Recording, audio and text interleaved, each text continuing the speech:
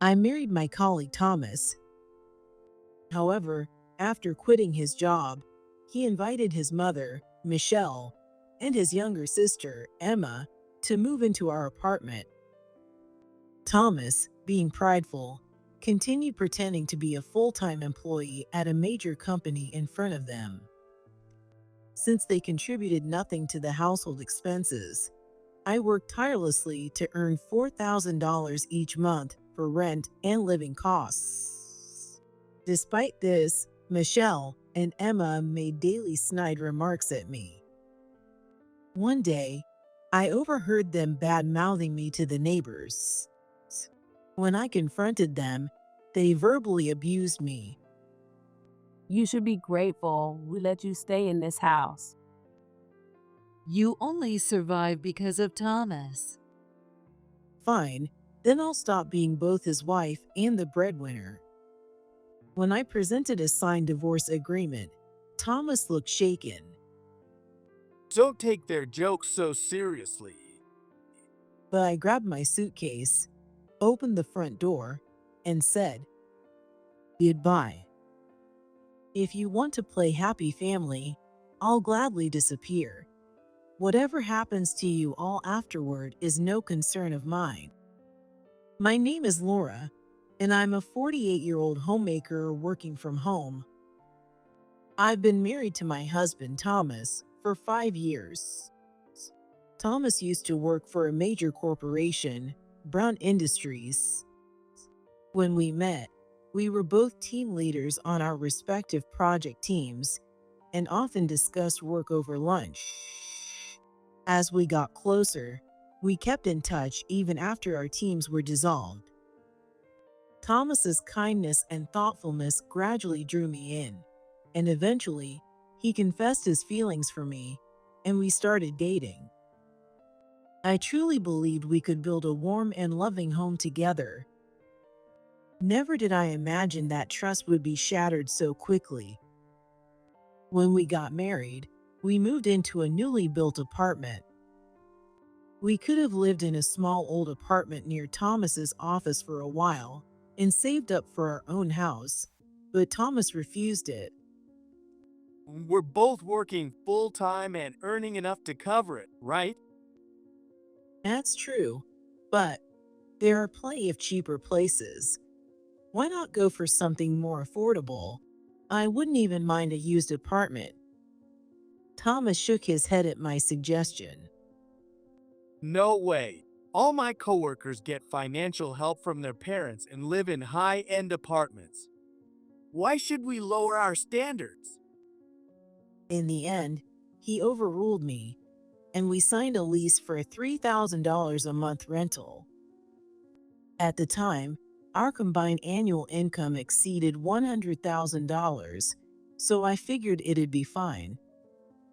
However, just 3 months after we started living in the apartment, Thomas suddenly quit his job. I just couldn't get along with my boss. I've been holding it in, but I've hit my limit. He immediately started looking for a new job, but aimed for something better than his previous position. I want a job with a bigger bonus than before and weekends and holidays completely off. Because of that, he couldn't find a full-time position and ended up working part-time at a restaurant. With Thomas's income significantly reduced, things became tense, and then the idea of living together with his mom came up. After Dad passed away 3 years ago, Mom's been really lonely. It'd be tough on Emma, who's getting married soon, to live with her right after tying the knot. Her husband might not like it. So it's okay if I'm the one who has to put up with it. I felt uneasy. Noticing my expression, Thomas cheerfully said, It'll be fine. Mom's a great person, so living in the same house won't be stressful at all. "Well, okay." Oh, and by the way, I'd like you to quit your job too. I stared at him in shock. "Why?" Your company has so much overtime and weekend work that the housework gets neglected, right? I don't mind, but Mom's a clean freak and she probably wouldn't like it. That's why I want you to become a homemaker and take care of Mom. Why can't Thomas just help with the chores? That's what I thought. But Thomas can't cook and has never cleaned on his own. Before we got married, he lived at home, leaving all the cooking and laundry to his mom, Michelle. I suggested we split the chores, but he quickly refused, saying he was too busy. And here I am, juggling work and housework every day as best I can. I swallowed my frustration and responded carefully. Well, maybe I could use my experience to work on my computer from home. If I work remotely, I could adjust my hours more easily. Thomas smiled at my suggestion. That would be a big help. I'll talk to my boss about it tomorrow. I responded casually, but his words nagged at me. He made being a homemaker sound so simple, but if I quit my job, our lives would fall apart. Right now, I'm paying for most of the living expenses and the jointly held mortgage on our home. Thomas didn't seem to realize this. Despite my worries, Michelle came barging into our lives. I'm so happy. I bragged to the neighbors back home that Thomas invited me to live with him. Mom, you're exaggerating. Thomas, wearing a big grin, had firmly instructed me not to mention that he was now working part-time. I'll be back at a big company soon enough. No need to make her worry unnecessarily.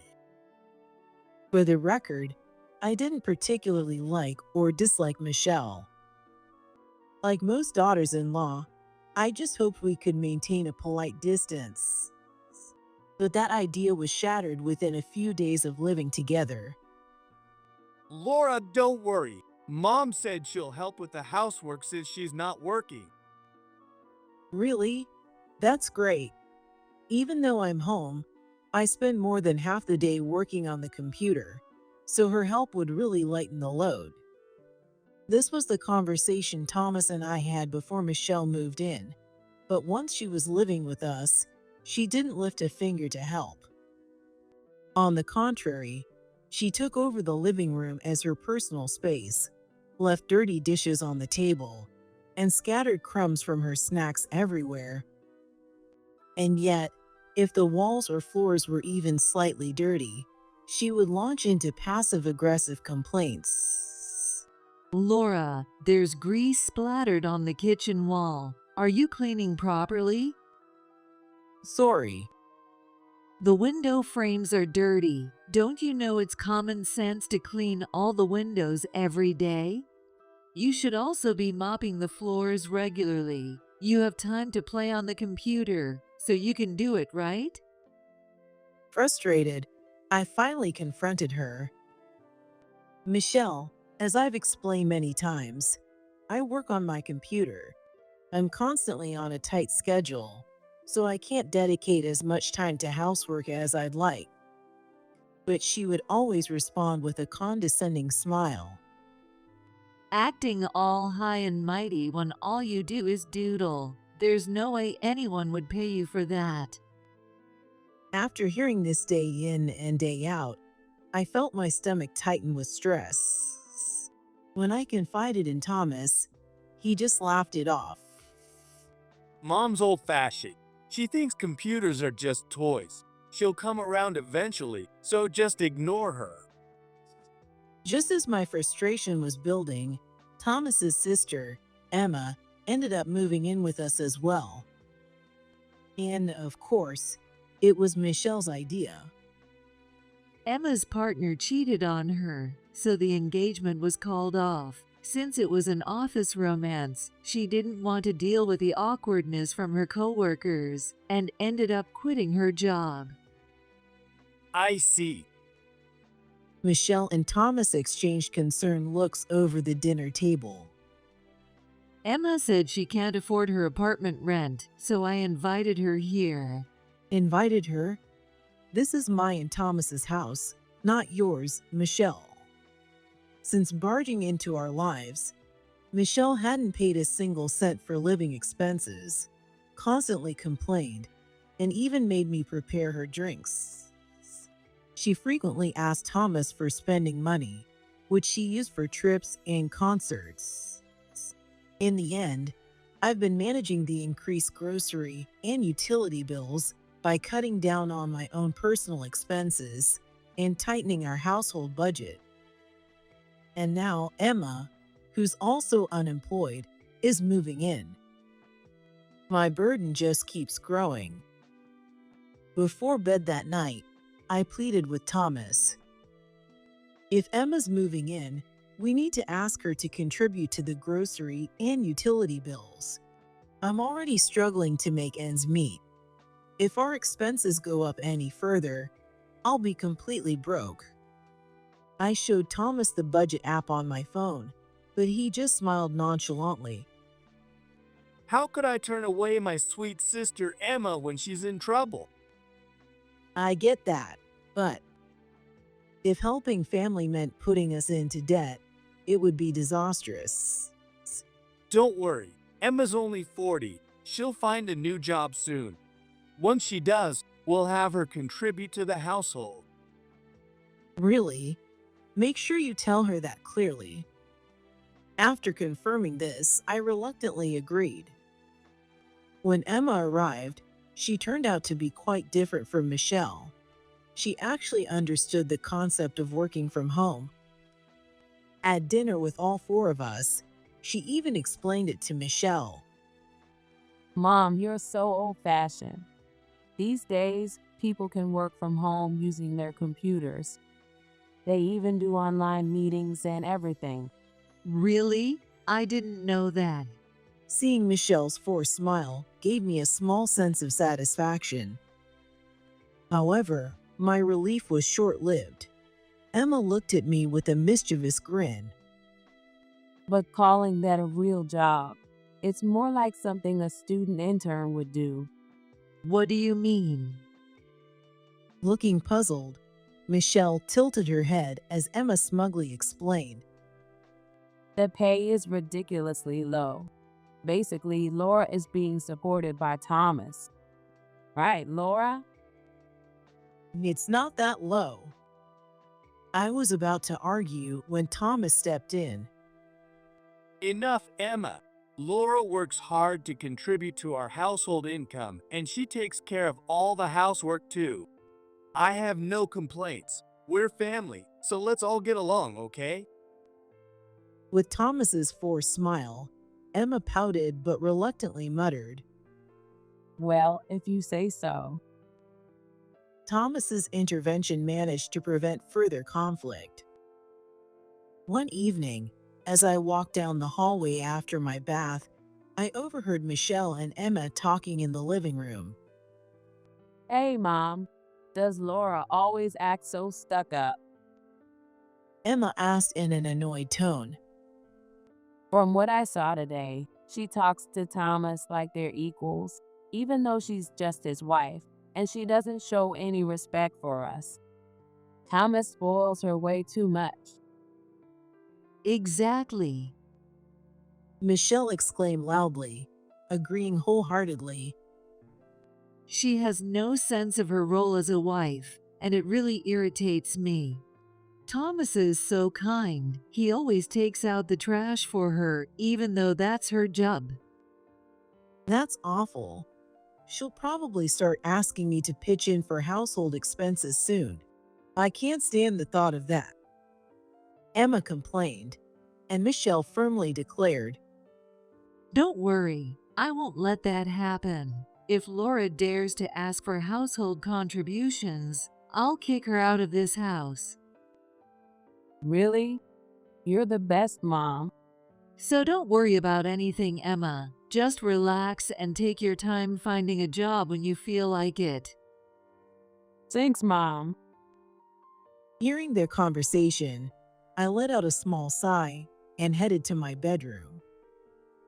like mother, like daughter.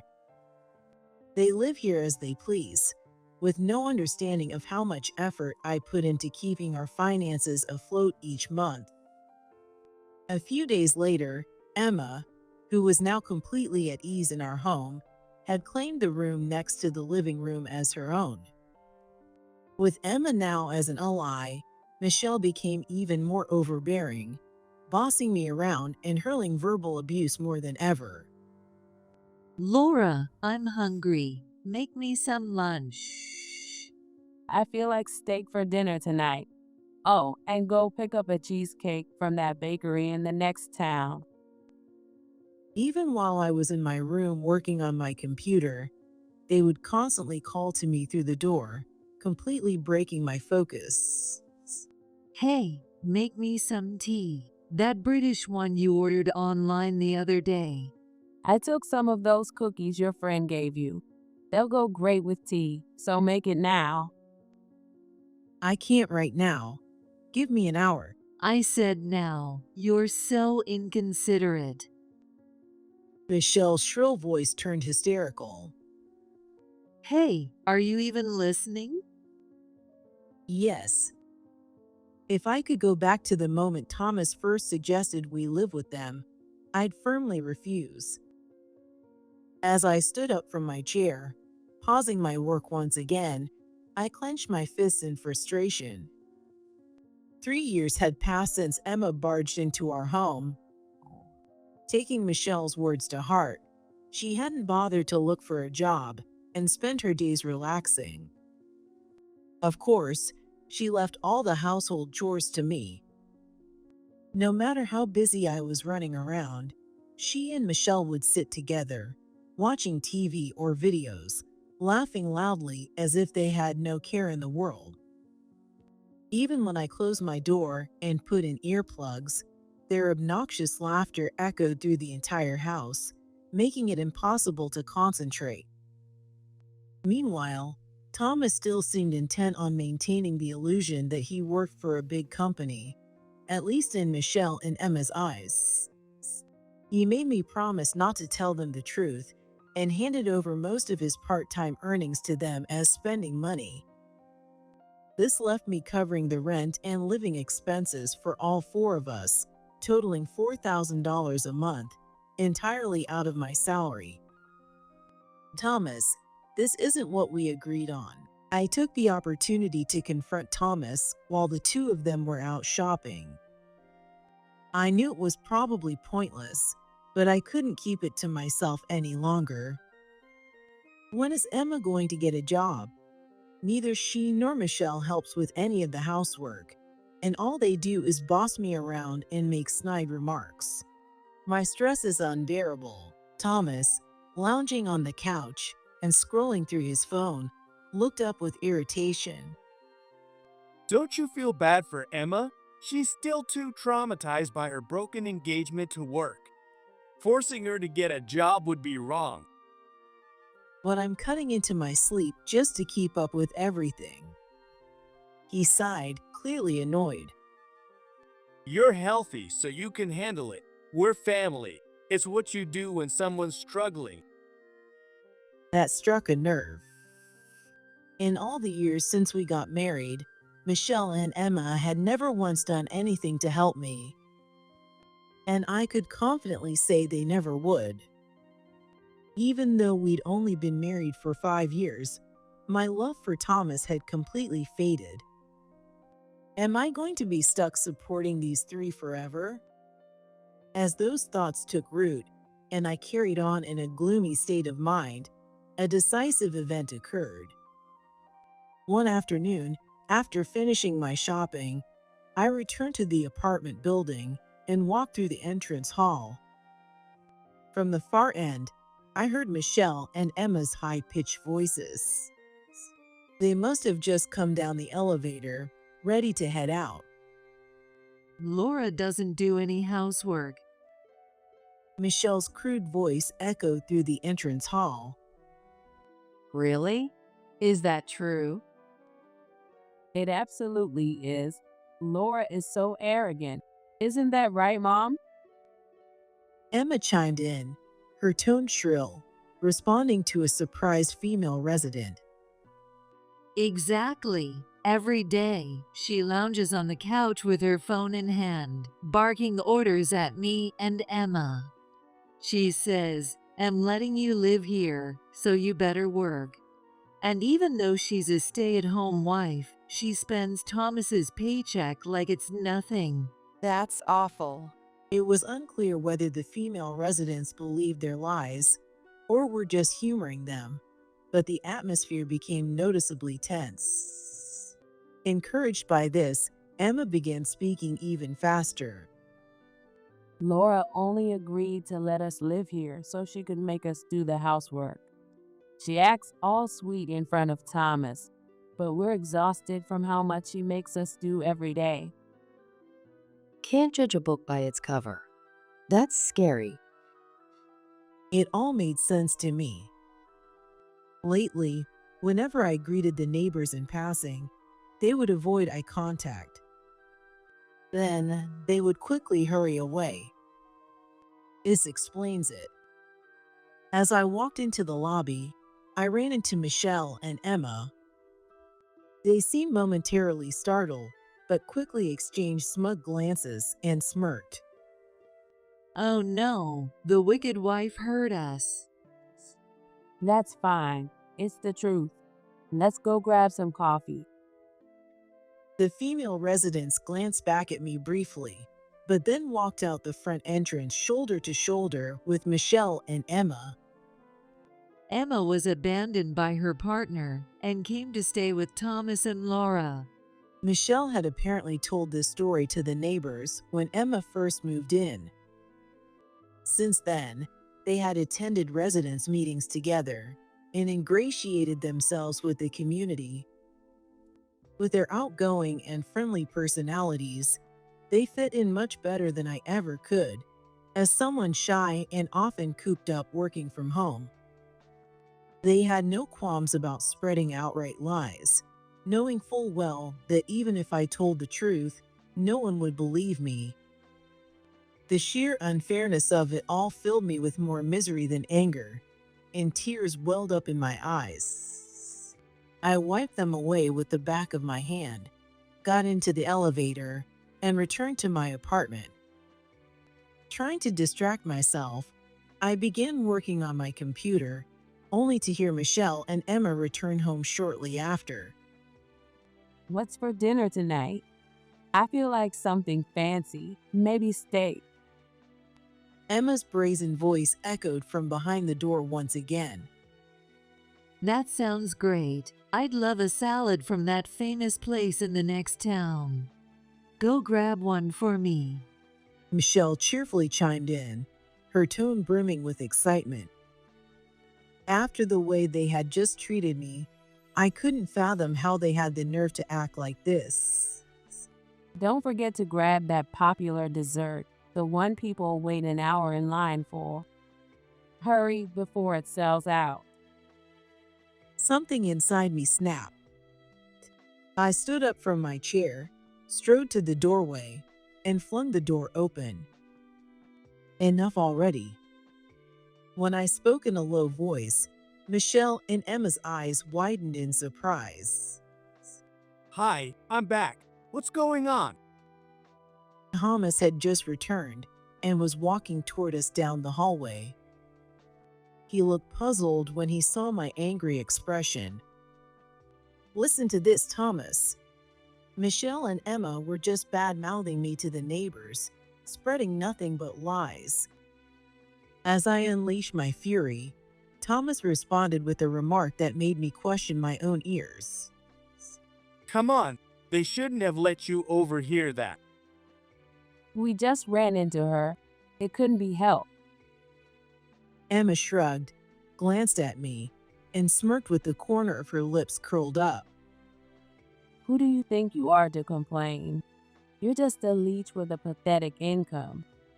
You should be grateful we let you stay in this house. Exactly. Who do you think you are? Michelle chimed in, laughing mockingly. You only survived because of Thomas.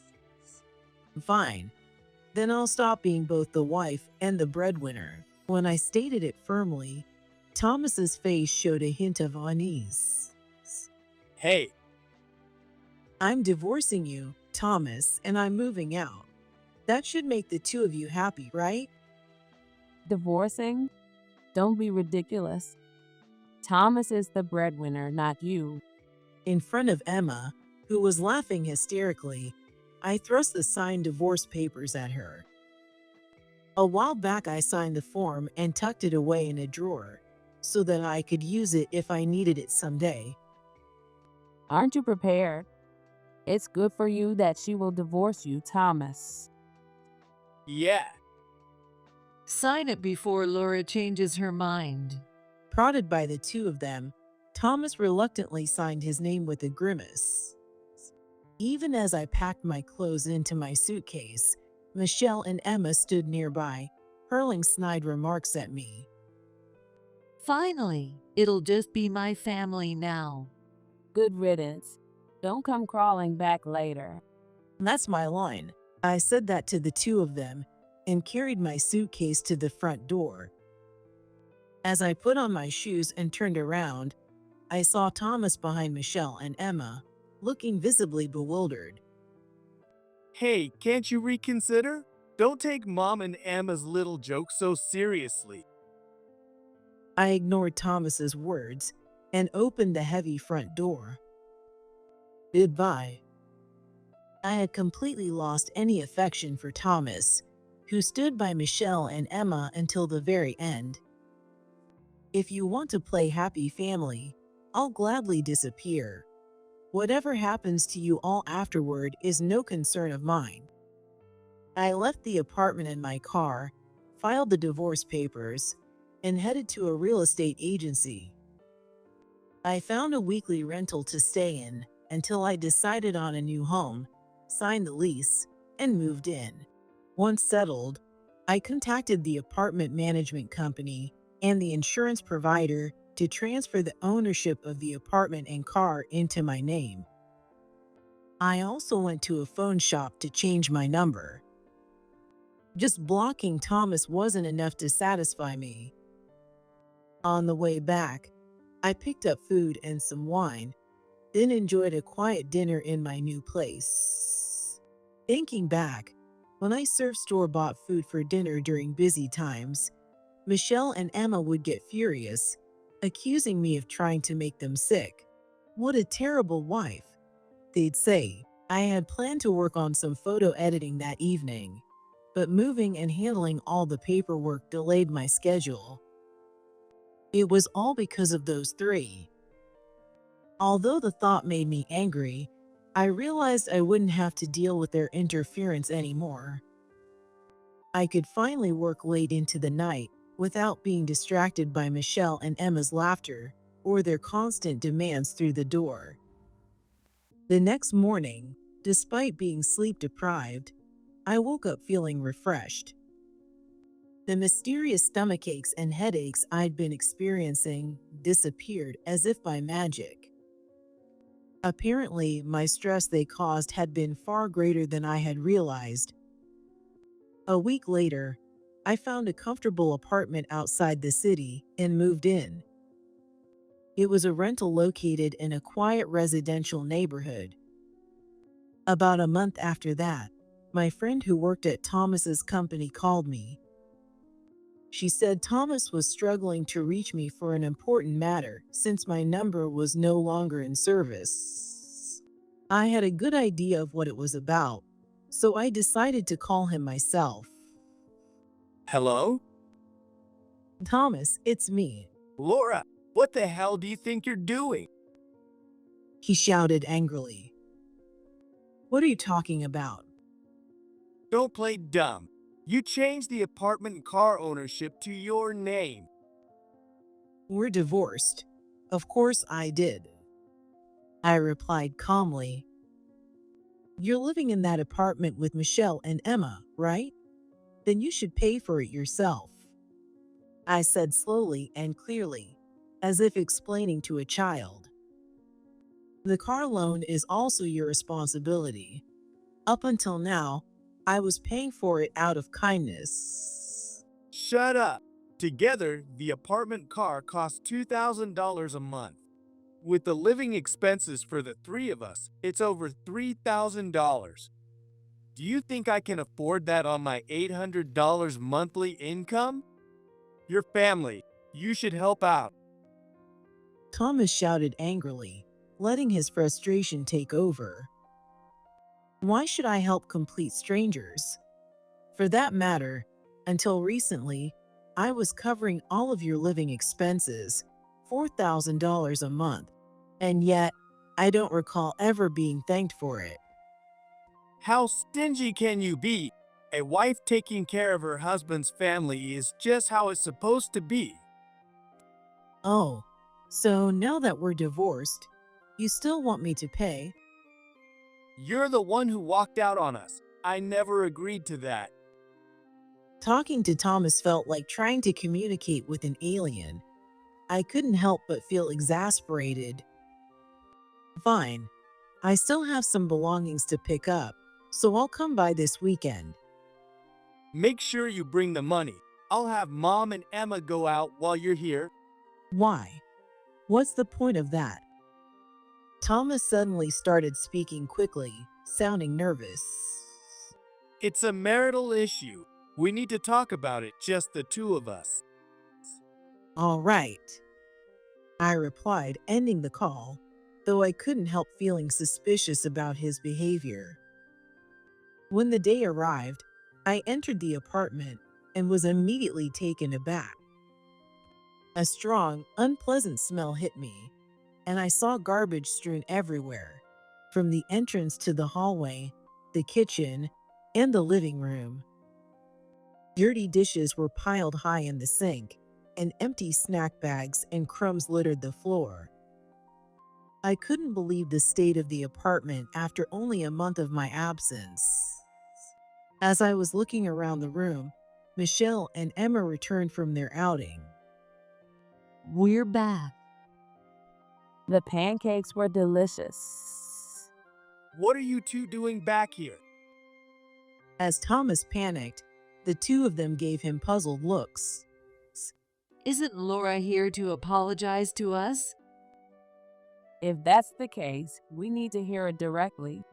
Thomas shot me a resentful glare, but I ignored him and sat down on the living room sofa. I waited for Michelle and Emma to sit across from me before starting the conversation.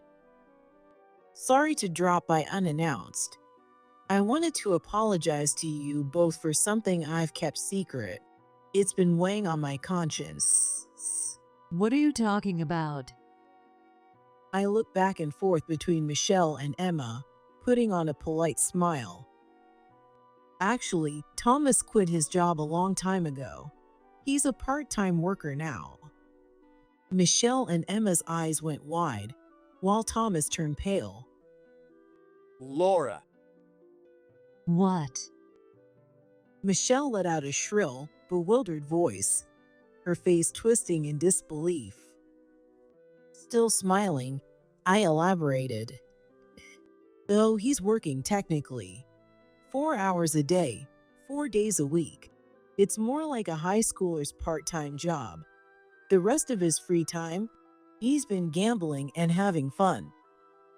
I had been suspicious since Thomas was giving pocket money to Michelle and Emma, but not contributing to household expenses, so I hired a private investigator. It turned out that after finishing his shifts at a restaurant in the early afternoon, he spent the rest of the day playing around until coming home in the evening. From the looks on your faces, you didn't know. It's not right to keep secrets from your family, is it? Next to a speechless Thomas, Emma burst out laughing. Have you lost your mind? Thomas works for Brown Industries, a globally renowned corporation. He makes $60,000 a year, right, Mom? Exactly. How dare you, a mere wife, insult Thomas like that? But it's true. I swiped my finger across my phone screen and played back a recording of my conversation with Thomas from the other day. Shut up. Together, the apartment and car cost $2,000 a month. Add in living expenses for the three of us, and it's over $3,000. How do you expect me to pay that on my $800 monthly income? Your family. You should help. Thomas let out a strangled cry and buried his face in his hands. $800 a month. You're kidding, right? Michelle and Emma stared at Thomas in shock, their faces frozen in disbelief. What's going on? When did you quit your job? Why didn't you tell me? Michelle placed a hand on Thomas's shoulder and demanded loudly, but Thomas, his face contorted in frustration, remained silent. So I answered in his place. Right after we got married, he said it was because he didn't get along with his boss, but I found out that was a lie too. I placed a report from the investigator on the table, and Michelle and Emma quickly picked it up to read. Their faces stiffened as they scanned through the details. In reality, he was fired. The reason? He repeatedly harassed a new female employee, pressuring her to become his mistress, and the matter was reported to his boss. Michelle and Emma were left speechless, seemingly caught off guard by this revelation. Thomas, regaining his composure, turned on me furiously. You sneaky little, investigating behind my back. You look so meek, but you're actually a nasty piece of work. You've got me beat. I muttered a reply, but Thomas ignored me and glared at me with an angry expression. And for all your high and mighty talk, you only make a few $100 a month, don't you? He sneered, mocking me openly. You've probably been begging your mom for help, using your dad's inheritance to cover the bills, haven't you? Emma widened her eyes and looked at me. Is that true? You're making less than Thomas, aren't you? See? She's all arrogant, but she's just mooching off her parents. No way she's earning more than Thomas. I was stunned as the three of them laughed, shaking their shoulders in relief. Do these people really need to put others down to feel better about themselves? I swallowed my rising anger and glanced at the clock on the wall. It's about time for the call. Let's see how they react. Right on cue, my work phone rang. It was my client, so I answered on speakerphone. This is Robert, Vice President of Brown Industries. I hope I'm not disturbing you. Not at all. Please go ahead. I gestured for the three of them to stay quiet as Robert continued.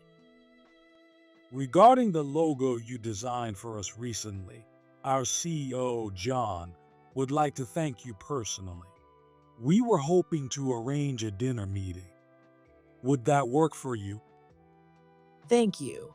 I'd be honored. The three of them exchanged confused glances, clearly suspicious of the conversation. Great. We'll contact you with the details once the time and place are set. Looking forward to it. Thank you. As I ended the call, Emma spoke hesitantly, her face strained. Brown, that big corporation? No way. You don't mean. Yes, the very same company Thomas got fired from. Even though I subtly added a touch of sarcasm, for once, none of them had a rebuttal. Thomas, unable to hide his unease, continued. Come to think of it, they announced a new logo recently. People were saying how stylish and cool it was. Don't tell me you're the one who designed it. It's me. That's a lie. There's no way you have the skills for that. As Michelle shouted, Thomas responded with a dazed expression. Well, apparently, Laura studied design in college. I knew she switched to working from home on logo design projects, but I had no idea she was handling such a big job. Wait a minute. What's your current annual income? Emma asked nervously, and I gave her the answer. About $80,000, I'd say. At that moment, all three of them gasped and fell silent. I can't believe it. You're making more than I did back then. Thomas turned pale and began to tremble. For someone as prideful as him, it seemed to be quite a shock. Right after you quit your job, even though you knew our finances were tight, you brought Michelle and Emma to live with us.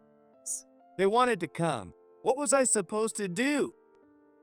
The mortgage was in both of our names, but when your income plummeted, I had to cover it. Add in living expenses for 4 people, and it totaled $4,000 a month. It was overwhelming. I continued in a low, firm voice.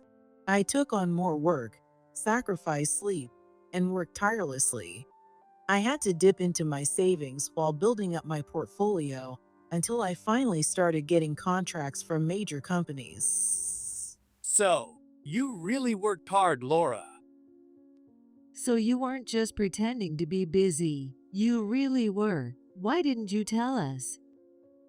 I glared at Thomas and Michelle, who were nervously laughing, and firmly said, Michelle, that line you threw at me earlier, it's actually the opposite. Thomas was surviving thanks to me. Not that he ever realized it. Thomas and Michelle fell silent, their faces filled with frustration. Suddenly, Emma began to tremble. What am I going to do? I racked up debt on Thomas's card. I thought we could easily afford it. What? How much? $10,000. Thomas's eyes widened in shock. $10,000. What are we going to do about that? Why didn't you tell me we were being supported by Laura? Next to a speechless Thomas, Michelle awkwardly confessed. Actually, I spent about $15,000 on high-end shoes and handbags. Whoa, is that so? Well, it's no longer my concern. Now that this discussion is over, I'll pack my things and leave, I said cheerfully as I stood up from the sofa and started to leave the room, but Thomas grabbed onto my arm. I'm sorry. It's all my fault. I'll help with the housework from now on. Let's start over. I can't handle paying off Mom and Emma's debts. Thomas's voice cracked as he begged, on the verge of tears. Emma suddenly made a shocking confession. Actually, I cheated during my engagement, so now I'm paying alimony.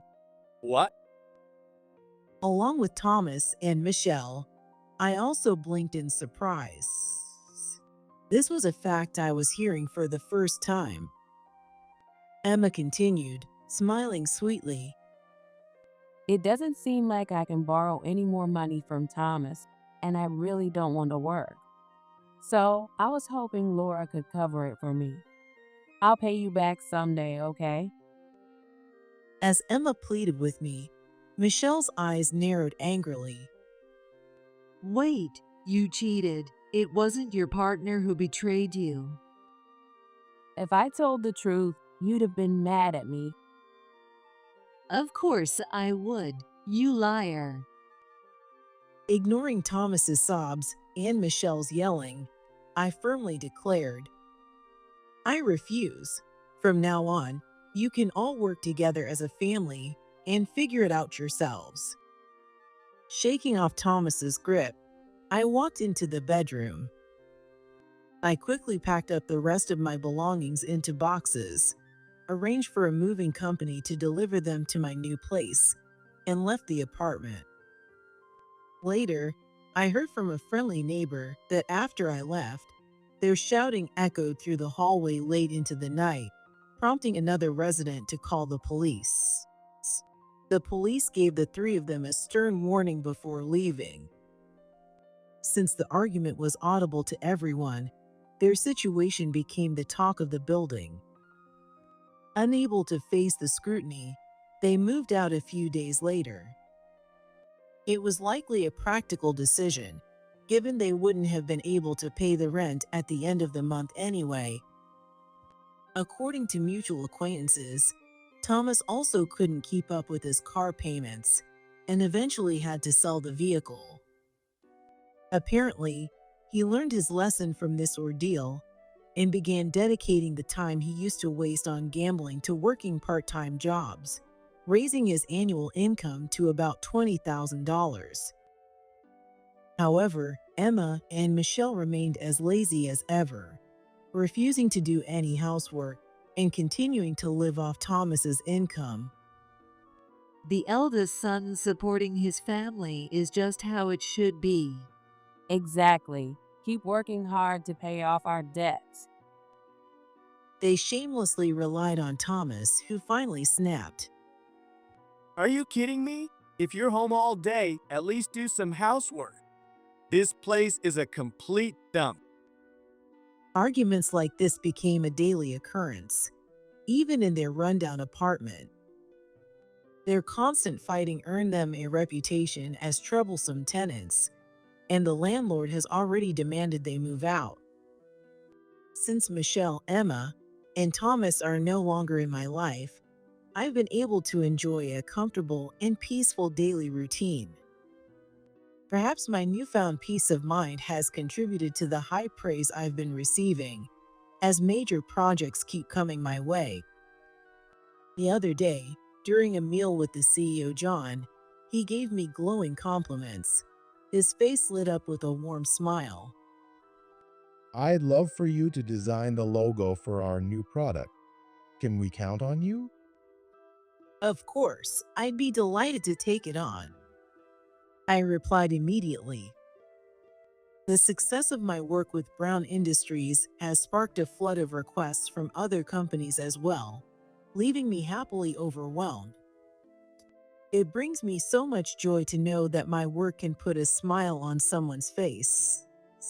Though my marriage was a failure, my new life is just beginning. I plan to continue balancing work and my personal life, making the most of each fulfilling day ahead.